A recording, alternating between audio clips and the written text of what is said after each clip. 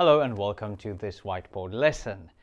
Today I would like to talk about a feasibility study. So let's assume you've got this wonderful idea, you want to start a new business, and actually before you go into business, I really recommend you sit down, get yourself a blank piece of paper and do the numbers. Check whether your business actually stacks up. So I'll be running a very quick example of one of our ventures that we've launched. It's very simple, but it actually will give you a good understanding of how you need to approach it to make sure that you are, first of all, profitable, but also that you actually know how many days or how many projects, how many customers you need to serve before you actually break even and then make a profit. So let's start off with a simple exercise. Let's add up the running costs. So let's assume, and in this example, we are looking at a team that, let's say, performs some work at, let's say, houses. So let's say it's a roofing company. Yeah, let's take with an example of a roofing company. So we've got a manager who we employ as the foreman or someone who just manages the project. And let's say their monthly cost is £3,000. Now the £3,000 it must include employers' national insurance contribution, and it always has to be slightly rounded up. So it could be a bit higher, it could be a bit lower, but just for argument's sake, let's put it there. Let's say we need operators who are the roofers, the guys actually doing the work. Let's say we need 3 of them, so the total cost will be £7,500, assuming that we will be paying them around £2,500, including all the costs associated with employment. Next, let's say we need a vehicle, so let's put it down, and we don't want to go into too much detail. Basically, a vehicle is a vehicle, whether it's a hire purchase, a lease, or whether you bought it outright, you still have to allow for monthly payment. Even if you bought it outright, you still need to include amortization, which means that that vehicle will last for, let's say, 5 years, and then after 5 years, you are going to have to buy another car anyway. So you need to sort of put some money each month into a piggy bank so that you then can afford to buy that vehicle.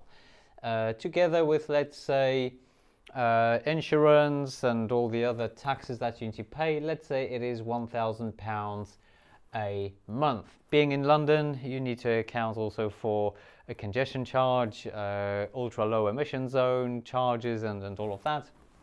It should be sitting there. Fuel, and even if you have an electric vehicle, you still have to pay for electricity. So let's assume it is £500, give or take. Again, these are rough numbers. You can always adjust it so it's more realistic. Then there's this wonderful position called miscellaneous, which is £1,000. Actually, I made a mistake. There's no comma there. £1,000. And here we allow for tool usage. So if you buy let's say a hammer, it won't last forever. After 5 years, you probably have to replace it. So each time you go on a job, you have to allocate a small proportion of the money you receive towards the purchase of tools. Also, clothing, ladders, whatever it is. And if it's an office setting, then computers, software, everything else that goes into your business. So this is all nice. So these are our running costs. And the way you work this out is that if for the next month you don't have a single order, disaster strikes, there's not a single order coming, and you've got these people employed, bear in mind that you might be the manager, but don't make the mistake that I'm going to say in a second. You have them all employed full-time, you've got the vehicle that you need to pay for, obviously then fuel will go down, so you could argue that this is not a sort of expense or an overhead, but we have to assume it is. So if we do the maths, this is £8,000, £10,000, £13,000. So this is the first wake-up call. £13,000 you need as a business owner to cover the costs of running your business. So you have to turn over at least 13,000, and by turnover I mean having a gross profit at this level, because if materials cost you, let's say, twice the amount, then you need actually £26,000 of turnover to be able to cover the costs. But this is the mistake that many people make, because you have to allow for a profit. If you don't allow for a profit now, then there's no way you can stand back from your own business, because if you are the manager and you only break even at this number, you can't replace yourself with someone else because you won't have a living. So this is why you do need a profit. Now the profit can vary. It is literally something you can just pluck out of thin air. There are some rule of thumbs, like for instance 10% of turnover. So let's say, again, going back to our example, if the materials are twice the amount, then our turnover would have been 26,000. So you could assume 2,600 being the profit. Shall we go for 2,000? Let's go for 2,000. We will end up with a nice number. So let's say we want £2,000 profit. So this, I'll write it down just so we don't forget what it is. So now we have £15,000.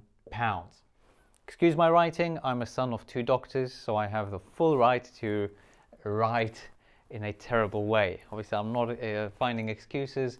I guess it must be in the genes. So I do apologize, but it is what it is.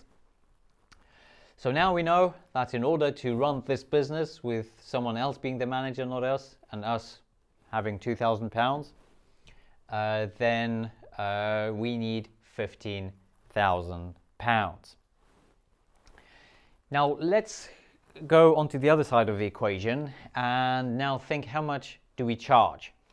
So we could go for the bare minimum. So let's say divide this by 20 days in a month, because there are only 20 working days in a month. Yes, there are months that have 21, sometimes even 22 or 19 days if it's in April.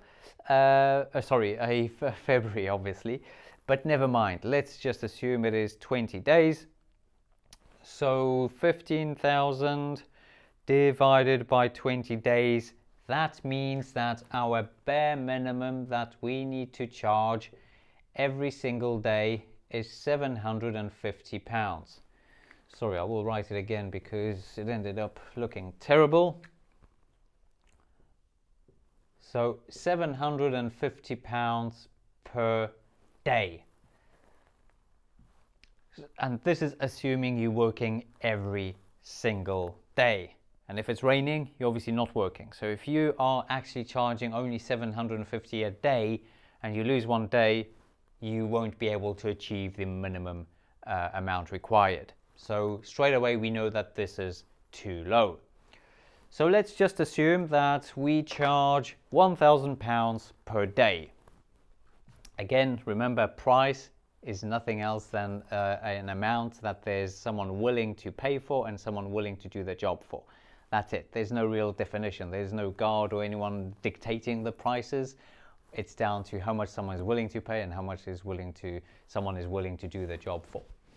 So let's assume we charge £1,000 a day.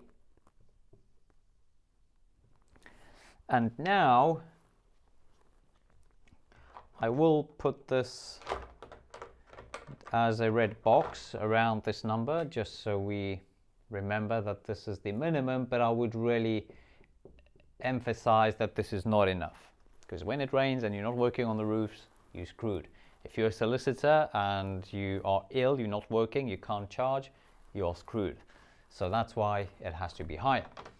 So £1,000 a day. Now the beauty of this is that we know that we need to work 15 days in order to break even.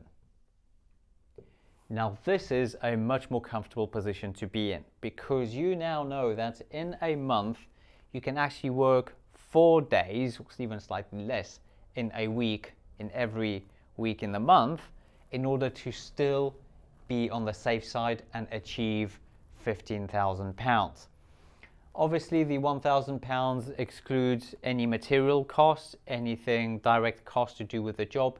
Let's say we're just charging for labor. So if you are a service company, a solicitor, an accountant, basically this is the fee that you charge. And also as a roofer, you might agree that the customer will be buying the roof tiles and you'll be supplying the labor only. So this is what this price represents. So now we know that we break even at 15 days. And if we're lucky enough, the weather's great and we can work every single day of the month, then we would end up with £20,000 worth of money. And as we know, our real costs, excluding the profit, are 13,000. So this gives us £7,000 worth of profit. So this is the best case scenario where we work 20 days, we've got a nice profit. But I would still go back to this number because this is our break even, which includes a profit. So this is what you should be aiming for as a bare minimum. You should really get stressed out if you are not hitting that number. And that is why I will put a red box around it. This is our target. This is where the manager, whoever's in charge of finding new jobs or new projects, new customers, they should know that we have to ensure that our team has 15 days worth of work in a month as a minimum. The other benefit is that you know that at this point you are breaking even, which means that anything above it not only gives you a £2,000 profit, but more than that.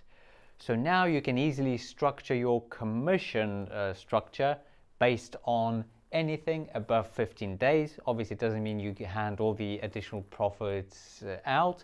You can share it. Let's say 20% goes to employees, and that encourages them because they know that after 15 days, anything they work is actually goes towards their bonus. So they might even go out on a rainy day and work because they can then share the overage. So I hope this was useful. As you can see, it's a very easy way to work out where you should start. It also gives an idea of how much you should charge. This would have been too low. And remember, you could be charging £2,000 a day or even £5,000 a day. If you are able to sell at that value, fine. And also, if you'd like to watch one of my episodes where I'm making sausages with my niece, you will see that even with a 6-year-old, I go through a very simple exercise where we conclude that we would have to sell sausages for £30 per kilogram in order to cover our costs and earn £10 an hour each. So obviously that means that the business is not viable, and we therefore drop the idea of running a sausage store, although even my niece suggested that maybe we should start up a lemonade stand, and I think she's damn right, because water is almost for free and lemons cost next to nothing, whereas we could sell it for much more.